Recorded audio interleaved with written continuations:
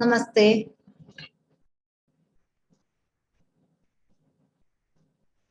I, JBN Sheetal Singh, Assistant Professor at Jyoti Vidyapeeth Women's University, Jaipur, in Faculty of Pharmaceutical Science. So, we have completed many topics like in the third unit of pharmacology, we are doing the pharmacology and the cognosy of drug acting on the peripheral.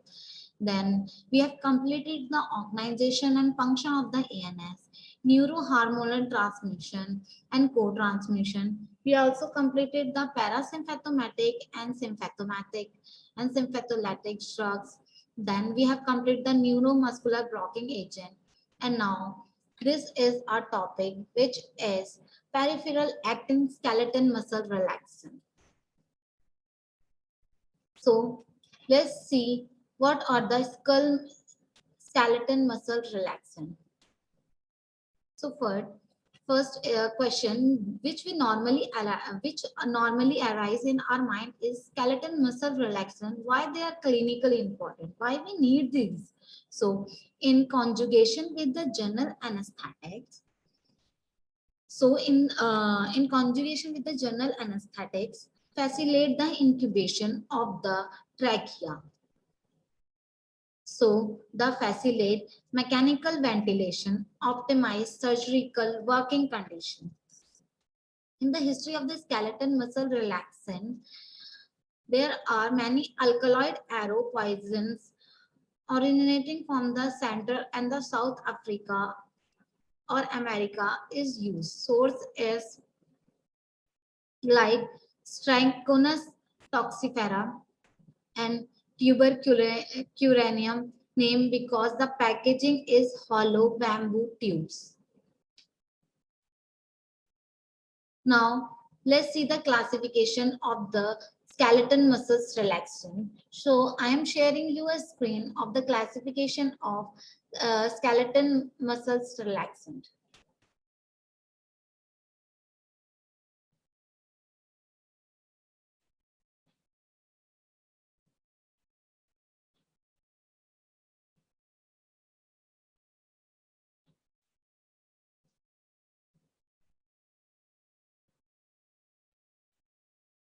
So these are the classification of skeleton muscles relaxant. So you can see here, they are divided into two parts. Firstly, the central acting and the peripheral acting. So the central acting are diazepam and benzodiazepam, methoxycarbamol, chlorozone and bencofen, gabapentin, tizanidine. So all these are central acting skeleton muscle relaxant.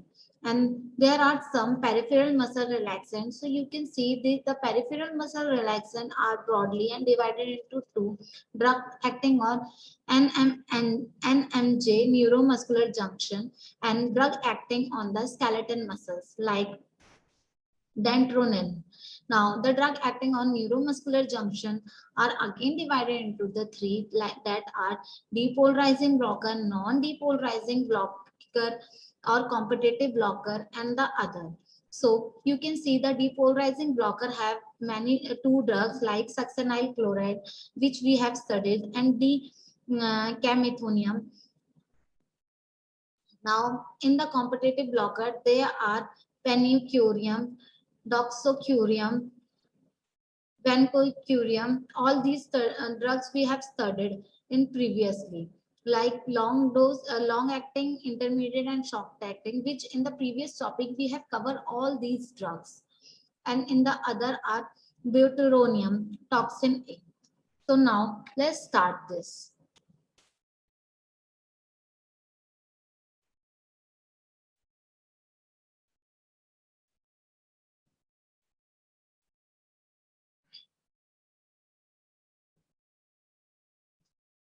So first is acetylcholine. Acetylcholine is a major neurohormonal transmitter at autonomic, somatic, and central nervous system. First, all preganglionic site, both parasympathetic and sympathetic. Second, skeleton muscle. Third is CNS, cortex, basal ganglia, spinal cord, and other. Parasympathetic stimulate acetylcholine release at neuroeffector junction. Biological effects, sympathetic stimulation, non-adrenaline at neuroeffector junction, biological effect. Now, the acetylcholine.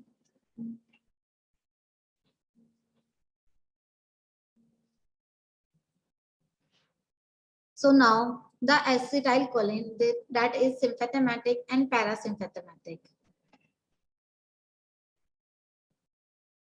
Now the neuromuscular junction, as you know, we have see the neuromuscular junction previously, the axon and the nerve terminal and the end plate, how the junction is there. We have completed this.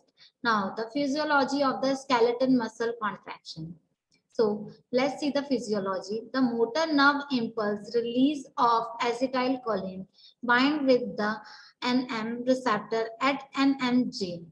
Depolarization and development of end plate potential at the motor end plate mainly due to influx of sodium. Muscles extend potential contraction of the skeleton muscles. ACH is rapidly inactivated by the choline esterase leading to repolarization. Muscle is ready for a fresh nerve impulse.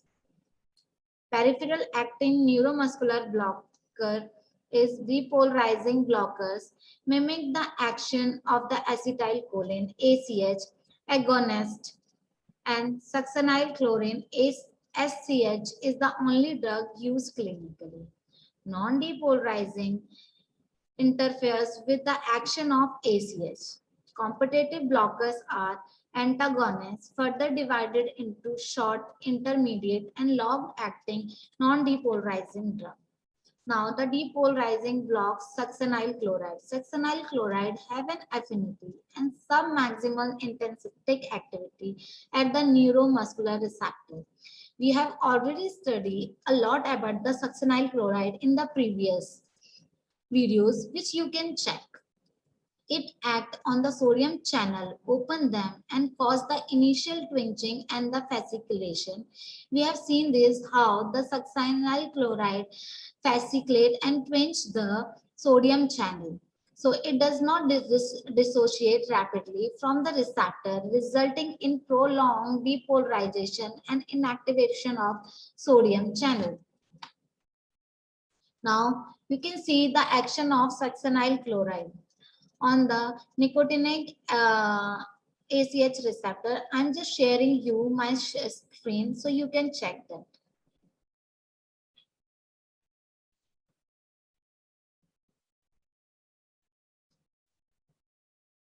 So this is the mechanism of the action.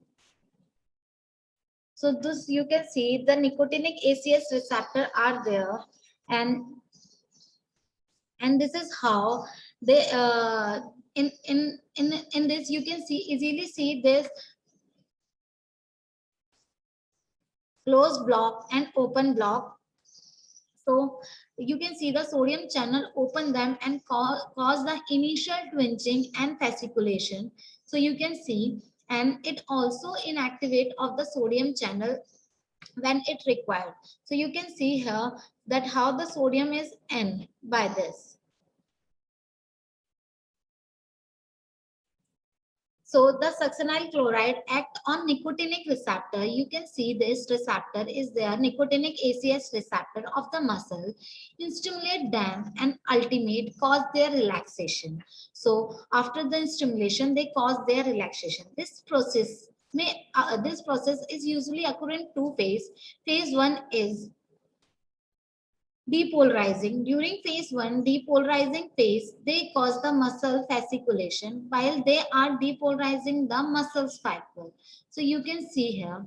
And in the phase two, after sufficient depolarization has occurred, phase two set and the muscle is no longer responsive to ACH released by the nerve ending.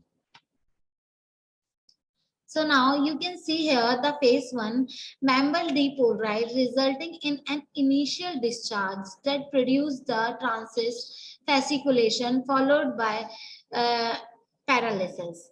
And in the phase second, the membrane repolarized, but the receptor is desensitized to effect of acetylcholine. Now, the succinyl advantage and disadvantage. So let's see those. So advantage, most commonly used for tracheal intubations, rapid onset of action is 1 to 2 minutes. Good incubation condition, relaxed jaw, separated the vocal cord with the mobility, no diaphragmatically movement. Short duration of action 5 to 10 minutes. Dose is 1 to 1.5 mg per kg, used as continuous infusion occasionally. Disadvantage is cardiovascular, predictable blood pressure and heart rate, arrhythmia, fasciculation, muscles pain, increase the intraocular pressure and increase intracranial pressure, hyperkalemia, and calcium and potassium influx from the muscles. Life threatening in cardiac heart failure. Patient with diuretics are there. Now, the non-depolarizing drugs. Competitive blockers having no intrinsic activity or antagonist. There are three types based on their activity. First is long acting, that is DTC, is pancuronium and picuronium. Galamine is also there, kidney excretion. Then intermediate is valcuronium and rocuronium, which is eliminated by the liver. Then short acting is, which in the we have studied in the classification, the short acting you can see here. Short acting is mivacuronium and rocuronium, which are inactivated by the plasma cholinesterase. So now let's see the mechanism of non-depolarizing block in the muscles. So you can see this. This is a drawing by adapter from the muscles. You can see the how the mechanism, how the non-depolarizing blocker act on the muscles.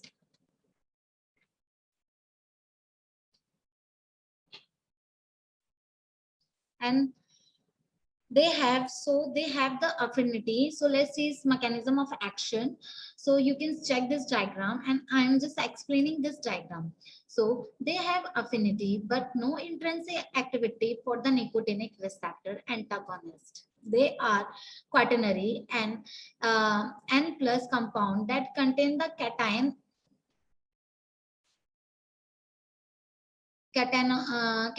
head that act only on closed sodium channel, no action on already open sodium channel. The cationic head bind to the anionic ACH binding site at the alpha subunit of the neuromuscarinic receptor, but cannot bring conformational change, and sodium channel remain closed. Then no end plate potential is generated in the nerve ending and muscle action potential is decreased. Action can be overcome by increased ACH concentration or blocking of cholinesterase drug. They also block the prejunctional ACH receptor on the motor nerve ending and fade phenomenon.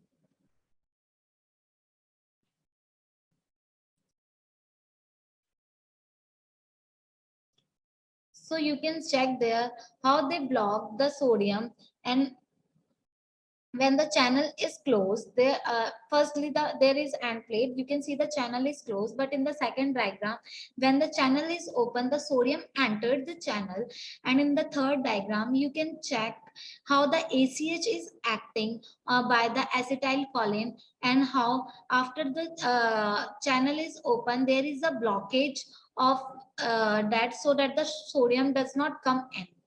So you can check that.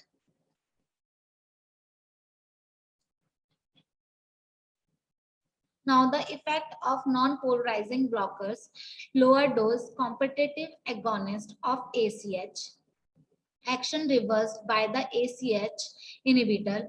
Larger dose, ion channel is blocked. More weakness of the neuromuscular transmission. Action could not be reversed by ACS esterase inhibitor. Other action can block pre-junctional sodium channel and interfere with the mobilization of ACH at nerve ending.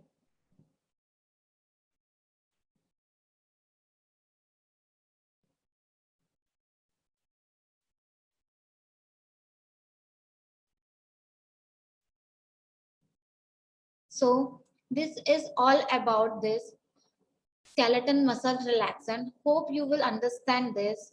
Now, in the next slide, we will study about the non-depolarizing drug. Kinds are there. So we will see that. So I have also taught you the mechanism. So your first question is write the mechanism of action of non-depolarizing block in the muscles with the diagram. So this is your question. Hope you will understand this. For any query, you can comment below. Thank you.